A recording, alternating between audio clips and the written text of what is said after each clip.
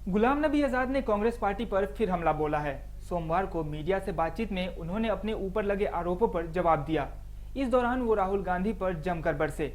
उन्होंने कहा कि अगर घर वालों ने घर छोड़ने पर मजबूर किया है तो जहां घर वालों को लगे कि ये आदमी नहीं चाहिए तो अक्लमंदी खुद घर छोड़ने में है। देखिए पूरी वीडियो, आखिर उन्होंने क्या कहा। कि उस स्पीच की कंटेंट्स पढ़े जो स्पीच मोदी साहब ने की, उसने मेरे लिए नहीं लोया कि गुलाम नबी जाएगा हाउस से तो मेरा खाना हजम नहीं होगा।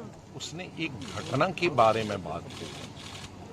शुक्र करिए, मैं मोदी साहब को समझता था बड़ा क्रूड आदमी है, शादी नहीं की है, बच्चे नहीं है, बीवी है, तो इसको कोई परवाह नहीं होगा। लेकिन कम से कम इंसानियत तो उसने दिखाई।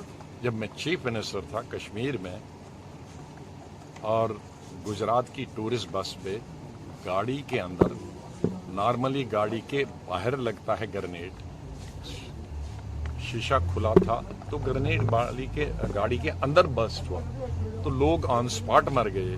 किसी टांग नहीं थी, किसी की यहाँ नहीं थी, जख्मी हो गए। तो जब सीएम का गुजरात का फोन आया तो आई वॉज क्राइंग, रो नहीं रहा था, क्राइंग जोर जोर से, तो मैं रो रहा था। तो मोदी साहब ने फोन मेरे ऑफिस वालों ने कान में दिया तो मैंने कहा भाई मैं बात नहीं कर सकता हूँ। तो उन्होंने आवाज मेरे रोने की सुनी।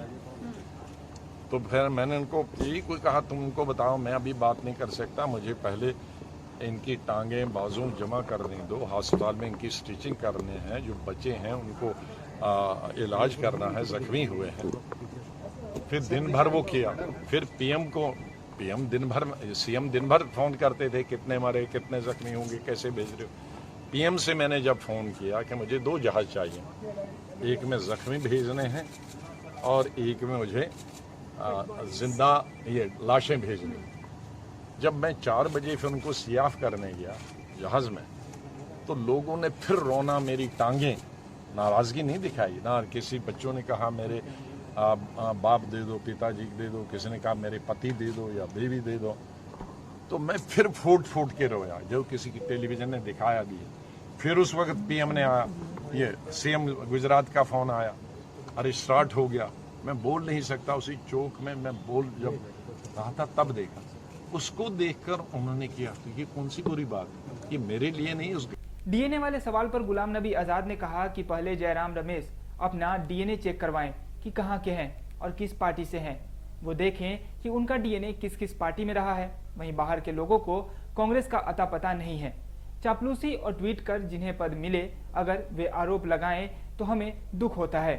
इससे पहले जम्मू कश्मीर के पूर्व सीएम गुलाम नबी आजाद ने कहा था कि वे बीजेपी में शामिल नहीं होंगे। उन्होंने कहा कि उनकी बीजेपी में शामिल होने का कोई इरादा नहीं है। इतना ही नहीं, उन्होंने कहा कि वे अपनी खुद की पार्टी गठन करेंगे और जम्मू कश्मीर विधानसभा चुनाव में उतरेंगे। ऐसे ही लेटेस्ट अपडेट के लिए देखते रहें इंडिया न्यूज डिजिटल।